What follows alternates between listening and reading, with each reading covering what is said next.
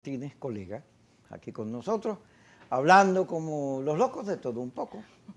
Fíjate, ayer circuló por muchos lugares, además era predecible, yo lo venía diciendo aquí. Tú sabes que esta es una guerra, la rusa-Ucrania, eh, una guerra de información, donde hay cantidad de mentiras, te das cuenta rápido que son mentiras, que ponen la guerra de para acá o de para allá.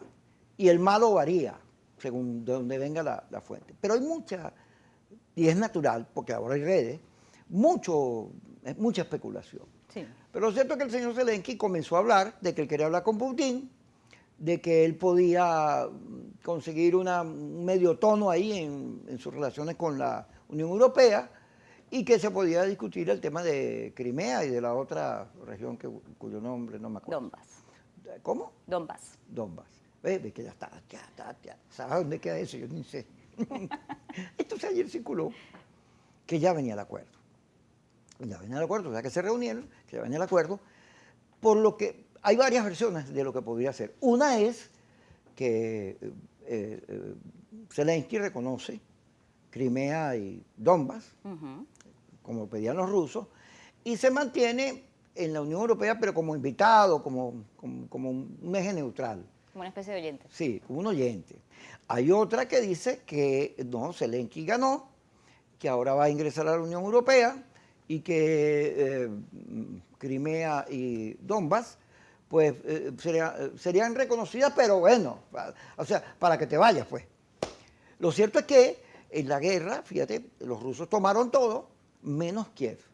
Y pareciera, yo leí varios análisis, que todo el mundo pensaba que era una guerra corta, se convirtió en una guerra larga, pero los rusos no entraron a Kiev. Se pusieron ahí. No sé, porque eso lo sabrá la gente que maneja estrategias militares, porque esta es una guerra asimétrica, una guerra donde, no, que bombardearon a los hospitales, que no, resulta que todo eso lo movieron, no había objetivos militares fijos, según los analistas, pero ¿qué significa para Venezuela? Porque todos estamos, bueno, muy malo lo de la guerra, todos estamos con Ucrania, con la libertad, rechazamos la invasión, pero que el petróleo suba y nos gente platica que hemos estado tan ajustaditos. ¿Qué va a pasar con el petróleo Venezuela?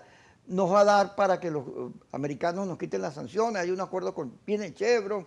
¿Qué has oído tú? Bien, en medio de todo esto, como señala, saber si va a terminarse la guerra o no se va a terminar es entrar en un tema que quizá no vamos a tener la razón ninguno de los dos.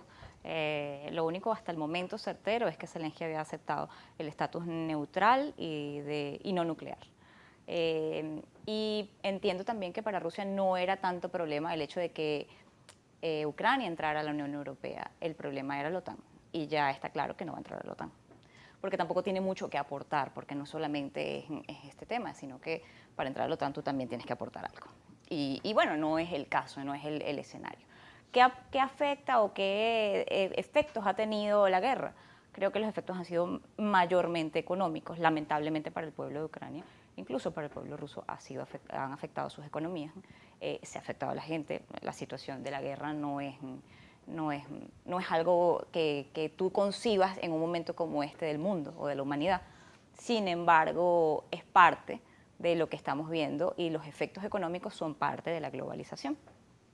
Ahora hay quienes hablan de los efectos de la desglobalización. En esos efectos de la desglobalización está el hecho de las dependencias que tenías de materias primas y estamos hablando de que Rusia es el segundo productor de petróleo del mundo, es el primero, es la gran potencia en gas. La Unión Europea depende. Depende esencialmente de eso.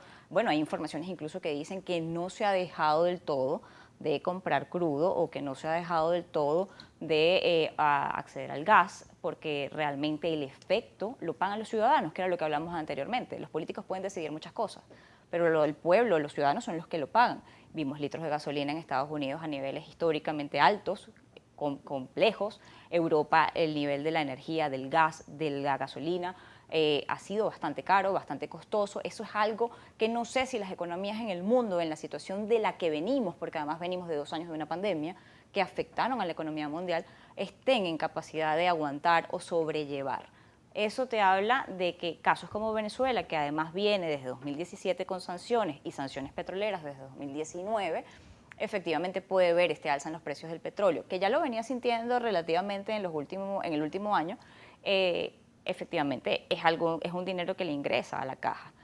Pero no podemos olvidar que al estar sancionados, la industria petrolera está vendiendo crudo o está aumentando en cierta medida los niveles de producción y está logrando vender, pero vendes con un descuento. Ese descuento es importante, es decir, que si tienes el barril de petróleo en 100, le tienes que quitar 23, 24 dólares, por lo menos, para poderlo vender, para que alguien asuma el riesgo de tomar crudo venezolano y llevárselo y que no le incauten una embarcación, toda esta cantidad de problemas. Incluso se habló de que Venezuela incluso vendía crudo a través de la misma Rusia, que en algún momento no es que se dejó de vender, es que era Rusia la que colocaba ese petróleo. En medio de eso, los efectos económicos que esto puede tener, pues sí, hemos visto el viraje o la mirada, una vez más, de Estados Unidos hacia Venezuela, porque estratégicamente es el país que tienes más cerca. Históricamente petróleo más barato. Claro, es más barato porque nada más y nada menos que el trayecto es mucho más corto. Además, tienes historia dentro de la industria, tenías a 5 empresas dentro de la industria petrolera, hay experiencia de trabajo, estás más cercano con la forma de trabajar en Venezuela. De hecho, los sistemas venezolanos de la industria petrolera estaban montados según la estructura americana. Ha sido un proceso cambiar muchas de las cosas que están dentro de la industria petrolera hacia la tecnología iraní o lo que ha estado ocurriendo o la tecnología rusa incluso dentro de Venezuela, que al final fueron los aliados y fueron los que te apoyaron en el momento de las sanciones. Quitar las sanciones es algo complicado, es muy, muy difícil. Hay muchos elementos en medio de esto. Está el tema político, principalmente, lamentablemente no se está rigiendo por un tema de necesidad de país o de nación. Volvemos al hecho de que pareciera que PDVSA le pertenece a una persona. Y no, es un bien público, le pertenece a los venezolanos. El día de mañana existe otro presidente, otro grupo de personas en el poder y esa empresa va a seguir estando allí y le va a seguir perteneciendo a los venezolanos. Afectarla, dañarla o terminar de llevarla a la quiebra no favorece a Venezuela. Tampoco hemos visto que haya favorecido a los intereses políticos que en algún momento promovieron ese tipo de sanciones. Históricamente está claro, de hecho hay un documento del mismo Departamento del Tesoro que habla sobre que los efectos de las sanciones no han sido buenos en ninguna parte donde se han aplicado. Siempre se ha buscado la forma de saltar esas sanciones y lo hemos visto, Rusia también lo ha logrado recientemente. Si logras ese eje geopolítico que quizá es parte de lo que la misma Rusia estaría promoviendo o estaría probando junto a China, y tienes a Venezuela también de aliado, el orden mundial va a cambiar. Cambiar las sanciones acá, difícil, no es lo más probable.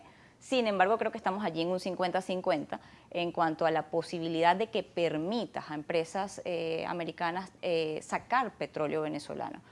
El objetivo quizá era, la Chevron, como se ha señalado en informes, habría estado promoviendo este acuerdo, tiene historia, tiene tradición en la industria petrolera, tiene inversiones en la industria petrolera, tiene uno de los campos más importantes del país, tiene producción allí y aumentar esa producción de ellos llevaría a unos 400.000 barriles más, 400.000 barriles que ya también subimos el año pasado a pesar de tener al viento en contra en la industria nacional. Este ingreso de dinero que ya hay por el alza debería ser invertido o el debate debería estar en dónde se invierte ese dinero, si se vuelve a invertir en la industria, si se sigue invirtiendo en la industria para volver a los niveles históricos de producción de 3 millones, 3.500.000, 3.600.000 barriles.